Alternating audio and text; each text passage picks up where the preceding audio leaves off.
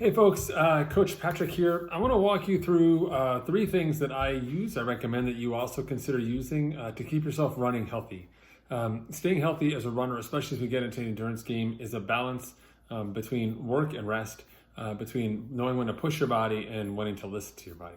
And there's a fine line there, and everyone sort of has their own line of demarcation. And that's something that evolves over time as we age, and as the sports and the training focuses that you have also evolve.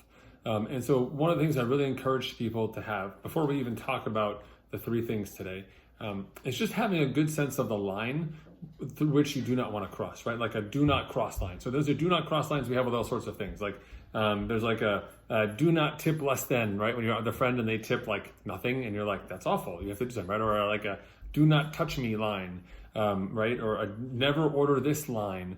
We need to have a similar line when it comes to our training, because having our physical health is paramount. And when something starts to go wrong, reversing that course takes time. It takes resting, it takes adaptation, etc., which is fine. It's a natural part of the growing process. But any opportunity we have to accelerate that process, the better, right? So, if you've got a point where you draw your line where you say, hey, I don't want any pain when I'm running. And if I have a strange pain when I'm running, then I'm going to stop and just figure out a way to get home. We can fix that sooner than someone who ignores that pain and continues to push for the rest of the run or the rest of the week or the rest of the month or whatever it is. It gets to a place where it's just unmanageable.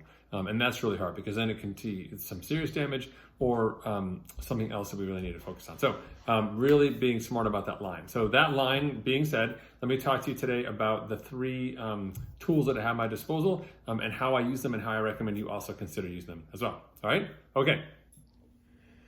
All right, here we go. These are the three tools that I use and that I want you to consider using as well. And I'm gonna walk you through each one and then how I use it as well, all right? So first and foremost, here on the left, we have the wonderful, simple, and awesome lacrosse ball. Soft enough to do work, firm enough to do some strong clearance there of some friction and so on, totally durable and practically indestructible, easy to store, etc. Then we have the night splint.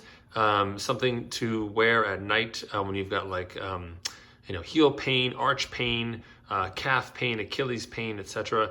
This makes sure that overnight your your leg's not gonna get too tight, especially if you get out of bed and have like early morning, like the first couple steps are tough. This night splint will be your friend. Pretty straightforward, pretty simple, just dirty from being under my bed. And then the third and final tool in the arsenal, and this also goes in progression of expense. This is a Graston tool. And Graston tools, some of you may have had Graston work done at the physical therapy office. As you'll see, it's kind of like a massage plus option. I'll talk to you a little bit about how I use that as well. Okay? All right, here we go. Okay, folks, so the first modality here is the lacrosse ball. Get them at any sports goods store, order them online, whatever it is. They usually come in a pair, which is awesome. You keep one in your car. You can keep one at home, office, desk drawer, whatever it is, okay? A lacrosse ball is great because you can use it for all sorts of modalities. I'm talking today mostly about the lower extremity, but the reason why I keep this in your car, for example, it's pretty easy for you to kind of, if you've got like a hamstring or some other issue, you can easily just put this in your car seat here underneath your leg and just get some pressure on that while you're in the car, even sitting there, or even if you wanted to in the car as well, you can put this sort of as a lumbar piece. You could put it in your lower back and also get a little bit of a massage on your lower back as well while you're driving, just as a reminder of posture and so on. So super versatile and everything else. But today we're going to talk a little bit about the foot and how I use it for that. So definitely taking your shoes off at the office, probably not so sanitary, but hey, in the age of COVID, taking your shoes off probably might not be a problem. So for the foot issues that we have, typically putting on the floor and then having it on your arch and just working the arch of your foot is super helpful. If you find a spot that's particularly tight, like for me right here behind the big toe is tight, you can stop right there, keep the pressure on, and just mobilize the foot, right? Just work it up and down like that, okay? We're not trying to do any destruction work. We're just gonna move it around and you'll feel it and do work like this. I do recommend doing this in a seated position so you don't put too much weight or lose your balance on top of the ball. And you can work that all over the bottom of your foot, okay? Similarly speaking, you can also use the lacrosse ball to do work on the back of your leg as well, whether it's on the Achilles area here or on the calf as well. So you can do it like this manually by just doing some massage work by rolling it around, or similarly you can sit on the floor and just move it around underneath your leg. I find this to be a little bit easier to do because when I'm sitting on the floor, the lacrosse ball kind of gets lost in there unless my foot is off the edge of a step or something like that, where I have somewhere bounce, right? So this is kind of like the number one easy cross friction tool. When you start to feel some tightness, just the early onset, I go to this, just kind of get some mobility back in there, combined with some leg stretching and so on. Generally, pretty good idea, okay? The next option here is the night splint that I mentioned before. If you Google night splints online, you'll find all sorts of options on Amazon. This is a pretty budget one. We've had this for over a decade. It's called the Heal Well Night Splint. If you can kind of catch in on that. I've got the medium size. I'm not sure how much size is important for the selection, but basically what it has is 3 sets of straps for you, and then a firm plastic outer and a soft cushion inside, right? So what you'll do is at night, before you go to bed, always leave that first one on. Just put my foot in here, and I'm gonna tighten this up here.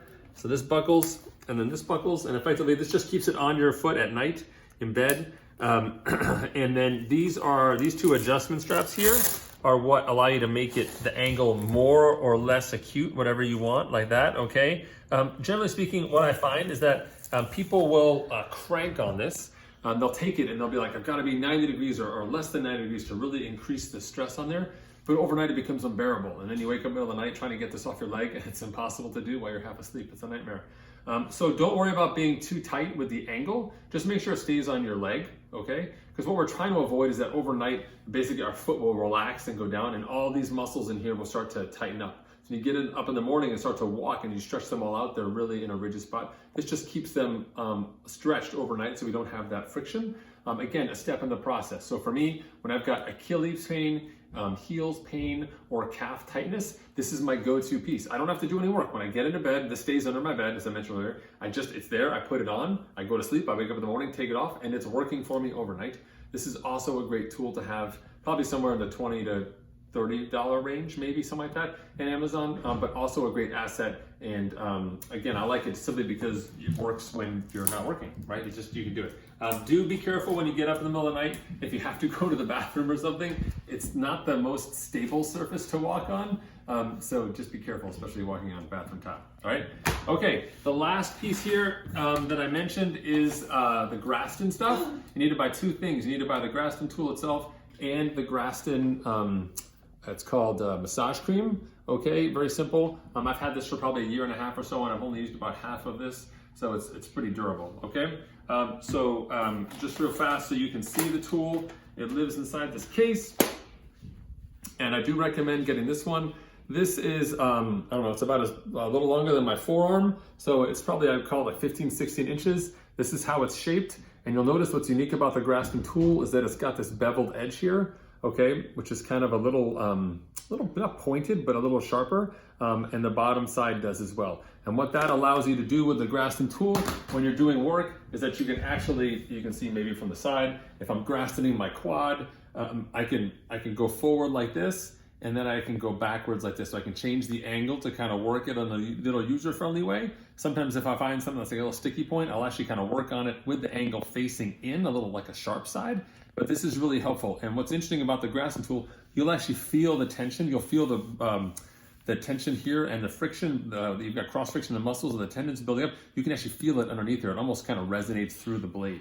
So as an example here right now, with the calf, which is super easy. And if you are going to use this stuff, this is a cream. So be careful with clothing or cushions or sofas or whatever you're doing it on. So you just put some of the cream on. So for example, if I've got tightness here on the back of my really gross and unshaven leg, you can put the cream on there. And then what you'll do is you'll take the tool behind here and just gently just kind of work it up and down. I usually start with broad strokes first, just to kind of do like a sort of check out the area, see what we've got.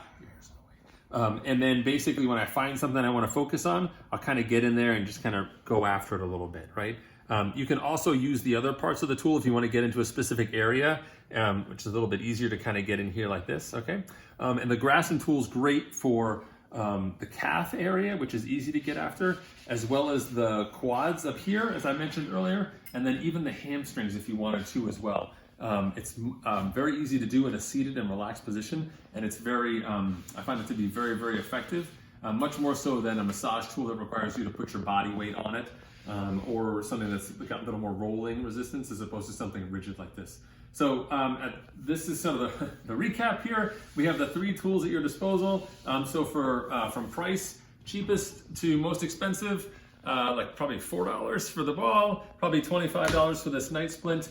I think this plus the massage cream was close to like $85 or $100. This is by the brand, it's called Endiglow, I guess is the name of the brand there. You want to check out. There's a bunch of other tools that are out there. You can buy like actual Graston certified tools, which are twice as expensive. This is a pretty good comparable thing. You can see the Amazon reviews as well. All told, this is probably like a $150 investment in your running, which is probably less than the running shoes that you have.